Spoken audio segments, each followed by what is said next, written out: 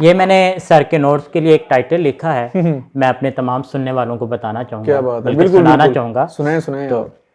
Sir Tanveer की मेहनत रंग लाई है, सर तनवीर की मेहनत रंग लाई है, सबको पास करके आई है। जा जा के कहाँ नोट्स की फरियाद करोगे, जा जा के कहाँ नोट्स की फरियाद करोगे, लो हमने तुम्हें नोट्स दिए क्या याद करोगे, लो हमने तुम्हें नोट्स दिए क्या याद करोगे, इस नोट्स ने तुम्हें पास क्या क्या याद करोगे, इस नोट्स ने तुम्हें पास क्या क्या याद करोगे, बीए इंग्लिश से जान छूट गई क्या याद करोगे, बीए इंग्लिश से जान छूट गई क्या याद करोगे, सर तनवीर को याद करके फरियाद करोगे, सर तनवीर को याद करके फरियाद करोगे, एम इंग्लिश के नोट्स दे दें दुआ करेंगे, एम इंग्लिश के नोट्स दे दें दुआ करेंगे,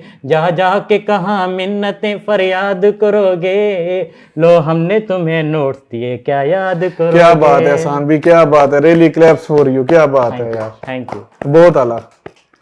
अस्सलाम वालेकुम viewers, this is podcast with Abdullah Tanveer और मैं आपके सामने लेकर आया हूं बीए के रिजल्ट का एक अनोखा वाकया, एक ऐसे नौजवान की कहानी जो फ्लड एरिया से ताल्लुक रखता था। बस्तियां बह गई, घर बह गए, लेकिन फिर भी ये नौजवान हिम्मत ना हारा और इसने अपने इम्तिहानात की तैयारी की और आखिरी चांस में ये नौजवान ने इम्तिहान को पास किया। और मजे की बात, जो इंटरेस्टिंग फैक्ट हमें देखने में आता है, इस नौजवान के पास सिर्फ 2 चांसेस थे, या तो ये फ्लड एरिया में वापस जाके अपने घर वालों के लिए हौसला बनता या फिर इधर ही रह के तैयारी करता। लेकिन इस नौजवान ने अपने मुस्तकबिल को देखा, अपने खानदान के मुस्तकबिल को देखा और यहां पर रह के बीए के इम्तिहान को अच्छे नंबरों से पास किया। तो जानते हैं इसी नौजवान की कहानी, इसी की जुबानी। अस्सलाम वालेकुम। वालेकुम सलाम। एहसान भाई, कैसी तबीयत सेहत? ठीक, आप सुनाएं तबीयत ठीक? अल्हम्दुलिल्लाह। एहसान भाई, यकीन करें आपकी ये स्टोरी देख के, आपकी ये स्टोरी जान के बजाते खुद मुझे बहुत ज्यादा मोटिवेशन मिली कि ऐसे भी नौजवान होते हैं जो कि बहुत ज्यादा टफ सिचुएशंस का सामना कर रहे होते हैं, काफी मुश्किल हालात का सामना कर रहे होते हैं, लेकिन फिर भी वो हिम्मत नहीं हारते, अल्लाह पे तवक्कुल रखते हैं और कामयाब हो जाते हैं। सबसे पहले एहसान भाई मुझे ये बताइएगा, आप मुझे बता रहे थे कि आपका आखिरी चांस था और आप स्पेशल सर तनवीर से मिलने भी आए थे। तो मैं चाह रहा था, क्योंकि हमारे अक्सर ऐसे स्टूडेंट्स होते हैं जिनके पास तमाम मौके भी होते हैं लेकिन फिर भी मायूस होकर रह जाते हैं और एग्जाम में नहीं बैठ पाते, तो मैं चाह रहा था आप उनके लिए एक मोटिवेशनल स्टोरी बने, उनके लिए एक ऐसा पैगाम दें जो कि उनको हर मुश्किल वक्त से निकाले। तो सबसे पहले मुझे यह बताइएगा कि बीए के पेपर में आप फेल क्यों होते रहे? पाकिस्तान में कुछ सिस्टम ऐसा है, स्टडी के लेवल में बहुत ही सिस्टम खराब है। पहले तो ये है कि रट्टा, सबसे पहला रट्टा, तो बचपन से लेके बीए लेवल तक हम रट्टा करते आ रहे हैं। मास्टर हो गए, सब कुछ हो गया, सॉरी मैट्रिक हो गई, सब कुछ हो गया। तो जब बीए की बारी आती है, यूनिवर्सिटी की स्टडी आप भी जानते हैं कितना मुश्किल होती ऐसे ही है। तो यहाँ रट्टा नहीं चलता। ये बात हमें समझ नहीं आई, बार बार फेल हुआ, बार बार फेल हुआ। तो फिर जाकर मुझे यूट्यूब चैनल से, तालीम पॉइंट के नाम से यूट्यूब चैनल मैंने देखा, तो वहाँ एक वीडियो आई हुई थी, तो प्रोफेसर तनवीर साहब के, मैंने वो वीडियो देखी तो भाई उन्होंने कहा रट्टे के सख्त खिलाफ।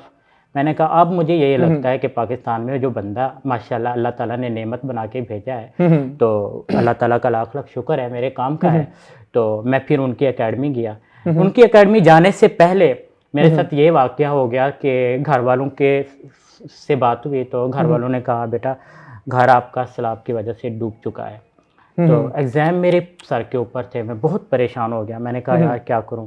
खैर मैं अल्लाह अल्लाह करके सर के पास आया, सर से मिला, सर ने बहुत इज्जत दी।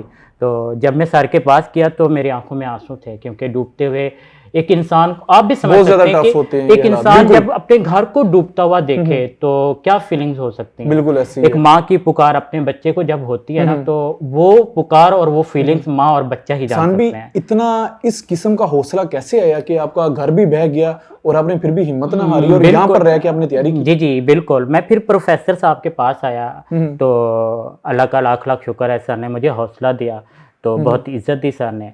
तो सर ने मुझे कहा कि बेटा देखो परेशान नहीं होना, मेरी 2 जो एडवाइस हैं वो आप अपने माइंड में रख लो। पानी से सिर्फ घर बह जाते हैं, लेकिन तालीम से, जो तालीम की कलम है ना, उससे आप अपनी तालीम से उन बस्तियों को महल बना सकते हो। क्या बात है, बिल्कुल। तो ये जैसे दोस्त सर के अल्फाज मेरे दिमाग में बैठ गए, और यकीन करें मैं जब सोचता हूँ इन लफ्ज़ों को तो मैं कहता हूँ कि खुदा ने मुझे ये अल्फाज मेरी ज़िंदगी का बहुत बड़ा खुलासा है। बिल्कुल ऐसे नहीं, बहुत तो ही सर ज्यादा ने ये जो बात की है ना, मुझे ऐसे लगा कि आज तो मुझे जीने की वजह मिल गई। ऐसे ही है। तो फिर मैंने कहा सर आपका बहुत शुक्रिया, आपने हमें हौसला दिया। फिर सर ने ना मुझे कहा कि देखो बेटा, रट्टे से काम नहीं चलने वाला।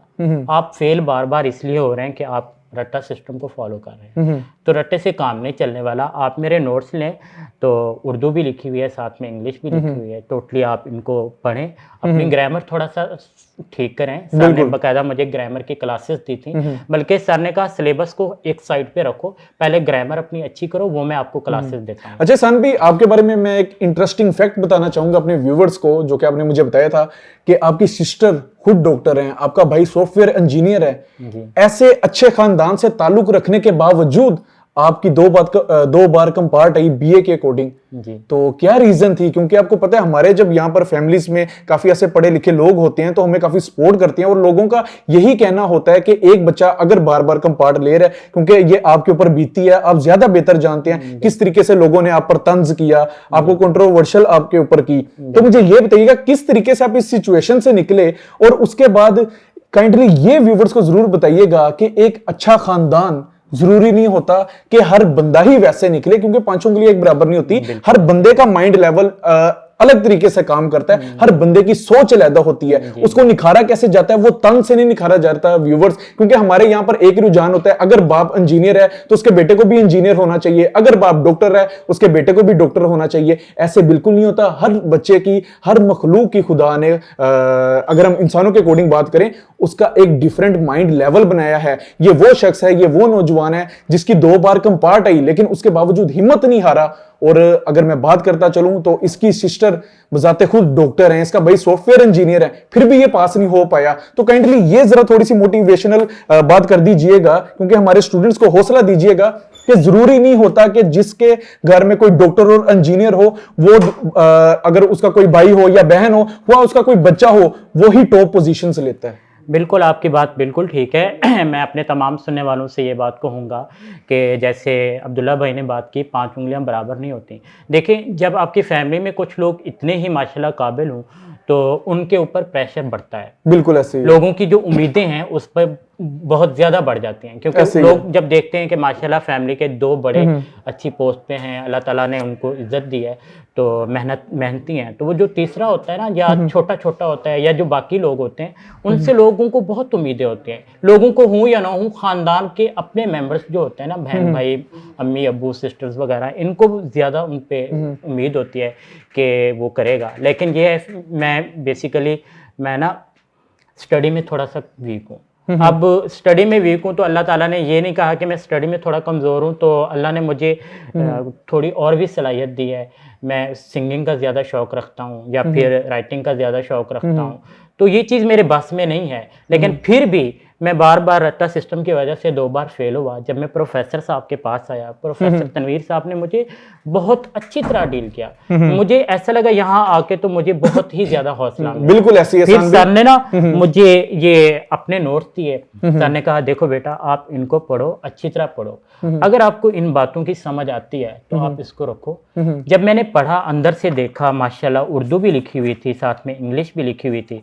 और सर ने जब मुझे ये बात की, देखो बेटा सिलेबस से हट के मैं आपको ग्रामर की क्लासेस पहले करवाऊंगा, क्योंकि मैं रट्टा सिस्टम के सख्त खिलाफ हूँ। तो ये बात मेरे दिल को लगी, और सर ने जो 2 एडवाइस की थी वो भी मेरे दिल को लगी।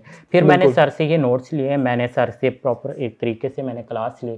तो मैंने फिर मम्मा को बता दिया, मम्मा मैं नहीं आ सकता, मैंने अब पेपर दे के, अब मैंने पेपर देने हैं, बीए में पास होना है। सर का हौसला मेरे साथ है, सर की नसीहतें मेरे साथ हैं।